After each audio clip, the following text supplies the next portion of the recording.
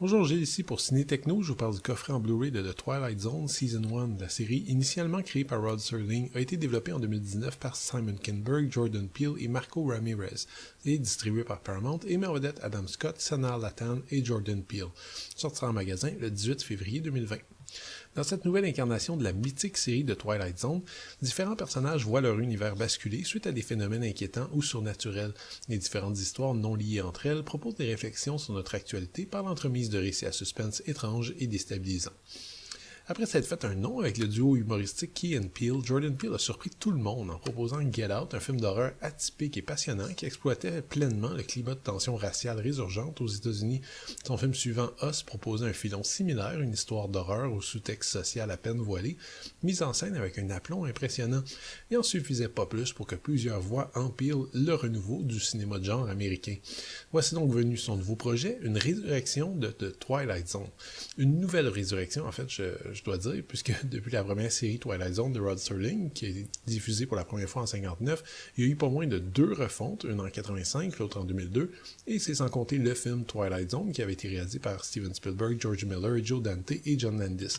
Bref, Twilight Zone, en plus d'avoir un titre qui est entré dans le vocabulaire courant, est une véritable institution et les attentes étaient donc on ne peut plus élevées. Bon, je permets de stopper net vos attentes à partir de maintenant. J'ai adoré Get Out et Us personnellement, mais cette première saison de The Twilight Zone n'est franchement pas à la hauteur ni du début de la carrière de Peele, ni de la vénérable série de Rod Serling. En fait, bien honnêtement, il y a un paquet de choses qui clochent. Beaucoup de gens sur Internet semblent en vouloir un peu à la série pour ses messages moralisateurs qui tendent souvent vers la gauche du spectre politique américain. C'est vrai qu'il y a des éléments, des épisodes comme Replay ou The Wonder Kind qui adresse directement les mouvements Black Lives Matter et l'administration Trump, sans même se donner la peine d'en faire une allégorie subtile. Personnellement, ça m'a pas gêné parce que Peele commence de toute façon à faire sa marque de commerce avec ça, et parce que Twilight Zone a toujours une dimension morale très claire. Ce qui m'a davantage énervé, c'est que les histoires cherchent le ton, qu'elles sont trop longues et qu'elles offrent à peu près rien de gratifiant aux spectateurs patients. Je considère la durée des épisodes comme le gros coupable ici. Disons, si on retourne aux sources, la plupart des épisodes de la série originale duraient qu'une demi-heure, et clairement, il n'y a vraiment aucun scénario qui est présenté dans cette nouvelle saison qui aurait pu s'étendre plus longtemps qu'une demi-heure. Des épisodes comme The Comedian ou The Traveler, qui sont pas mauvais par ailleurs, finissent par accumuler les scènes de remplissage jusqu'à ce qu'on finisse par s'attendre un petit peu à un dénouement plus conséquent que ce à quoi on s'attendait dès le départ. Bien honnêtement, j'ai pas vu beaucoup de mauvais épisodes sur les disques qui sont présentés ici. Ils sont globalement bien joués, bien filmés. On retrouve même quelques rares perles, comme Six Degrees of Freedom ou Point of Origin. Les épisodes médiocres sont plus difficiles à digérer par contre. Nightmare at 30,000 Feet propose une relecture du classique Nightmare at 20,000 Feet et a la fausse bonne idée de proposer un récit différent, donc ne cherchez pas de gobelins sur une aile ici.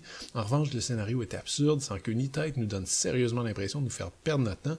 Blurry Man, qui termine la saison, tente le coup de l'épouvante méta à la Wes Craven's New Nightmare et échoue lamentablement, et ça finit de façon extrêmement confuse, disons. Et puis, il y a Not All Men, qui est une farce grotesque au message tellement cinglé qu'on se demande à quel degré il faut le prendre.